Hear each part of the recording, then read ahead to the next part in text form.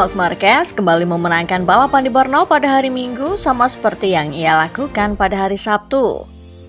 Namun Direktur Jenderal Ducati Gigi Dall'Igna memberikan beberapa catatan penting mengenai akhir pekan tersebut, terutama terkait masalah tekanan ban yang dialami kedua pembalapnya. Mengenai performa Marc, Dall'Igna merasa tidak banyak yang perlu dikatakan karena angka-angka berbicara sendiri. Marc kini telah meraih 5 kemenangan ganda secara beruntun dan memasuki jeda musim panas dengan perasaan tak terkalahkan dan keunggulan 120 poin di klasemen. Namun Dall'Igna mengakui masih banyak pekerjaan yang harus dilakukan di sisi garasi Pecco Bagnaia. Ia memuji balapan Bagnaia pada hari Minggu yang disebutnya luar biasa dan kuat hingga akhir. Dall'Igna merasa Bagnaia pantas mendapatkan podium, terutama setelah insiden pada hari Sabtu yang menjadi tanggung jawab tim. Ia mengidentifikasi masalah utama Bagnaia adalah keseimbangan motor saat tangki bahan bakar kosong yang mengubah distribusi bobot dan mempengaruhi sensasi berkendaranya. Dall'Igna juga menyoroti kemajuan pesat para rival seperti KTM dan Aprilia. Menurutnya, keunggulan yang dimiliki Ducati di awal musim telah banyak berkurang. Oleh karena itu, ia merasa ini adalah waktunya untuk kembali bekerja keras dan belajar, bukan untuk berlibur.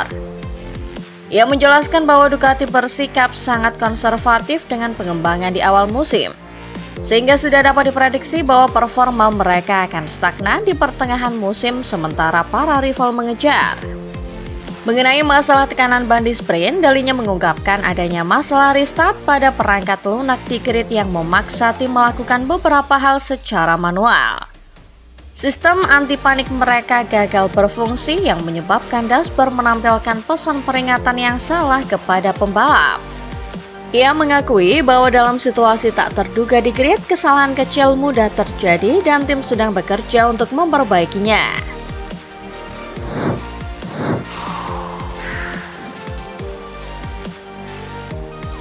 Pecco Bagnaia mengakui bahwa ia harus menjadi seorang realis dan menerima bahwa sulit untuk berpikir melawan Marc Marquez di sisa musim MotoGP 2025. Juara dunia 2 kali itu kini secara efektif mengubah pendekatannya untuk sisa musim ini.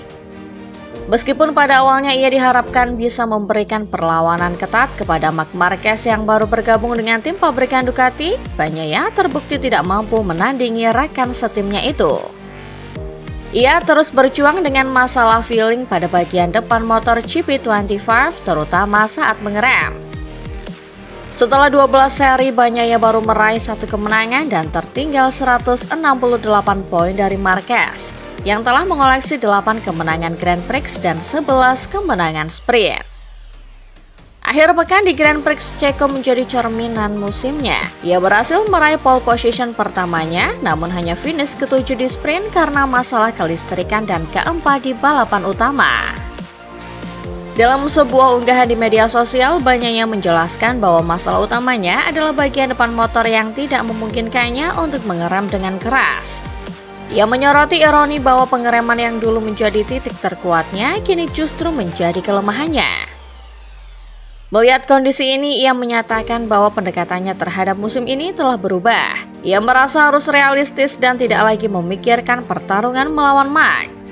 Sebaliknya, ia perlu mengatur ulang target dan melakukan yang terbaik semampunya dengan menjadikan Alex Marquez sebagai titik acuan barunya. Saat ini, Alex Marquez berada di peringkat kedua klasemen dan unggul 48 poin dari Bagnaia. Menjadikan Alex sebagai target adalah langkah logis bagi Bagnaia untuk mencoba menyelamatkan musimnya dan membangun kembali performanya.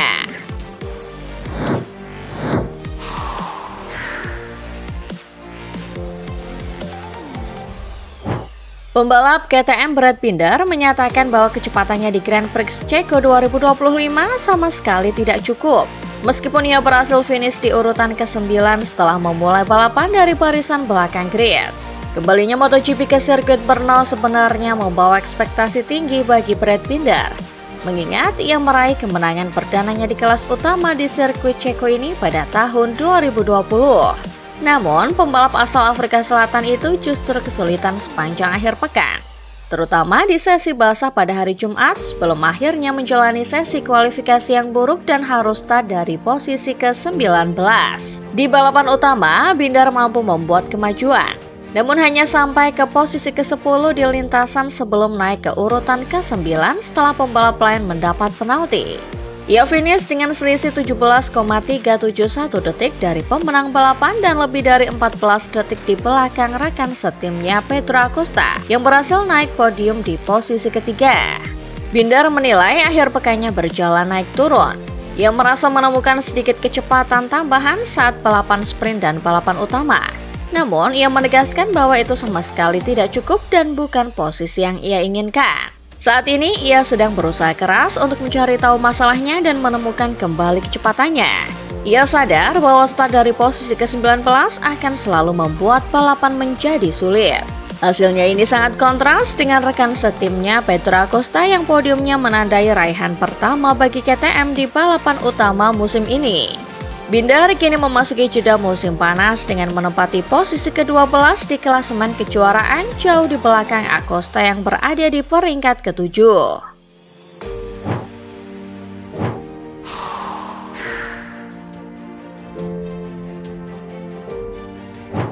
Ketika Enea Bastianini berhasil merangsek dari posisi ke-11 ke posisi ke-4 hanya dalam beberapa putaran di awal balapan MotoGP Ceko, peluang untuk mengulang podium kejutan di balapan sprint seolah terbuka lebar. Namun setelah menyalip mantan rekan setimnya Francesco Bagnaia dan mengincar posisi Pedro Acosta di depannya, pembalap Tech 3 itu kehilangan kendali dan terjatuh di tikungan 3. Bastianini menjelaskan bahwa startnya sedikit lebih buruk dari hari Sabtu, tetapi ia mampu bangkit dengan melakukan beberapa manuver salip yang bagus. Saat berada di posisi ke-4, ia menekan dengan keras untuk mengejar Pedro. Namun, di tikungan 3 bagian belakang motornya tidak merespon seperti biasa, membuatnya kehilangan dukungan rem belakang. Hal ini memaksanya terlalu mengandalkan rem depan hingga akhirnya terjatuh. Ia mengakui itu adalah kesalahan kecil yang harus dibayar mahal. Meskipun kecewa, akhir pekan di Brno sejauh ini adalah yang terbaik bagi Bastianini sebagai pembalap KTM. Ia kembali menyebut bahwa datang ke sirkuit baru tanpa referensi dari gaya balapnya di Ducati sangat membantunya. Motor KTM-nya bekerja sangat baik dan ia senang dengan kemajuan yang telah dibuat. Manajer tim Tech 3 Nicolas Koyon menggambarkan balapan itu sebagai roller coaster emosi.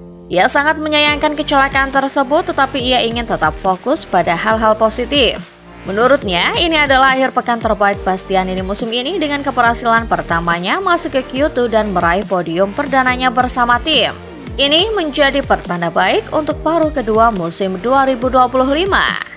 Bastianini yang baru saja kembali setelah absen di Jerman karena keracunan makanan, kini memasuki jeda musim panas di peringkat ke-17. Sementara itu, rekan setim sementaranya Pol Espargaro melengkapi hari yang baik bagi Tech 3 dengan finish di posisi ke-9.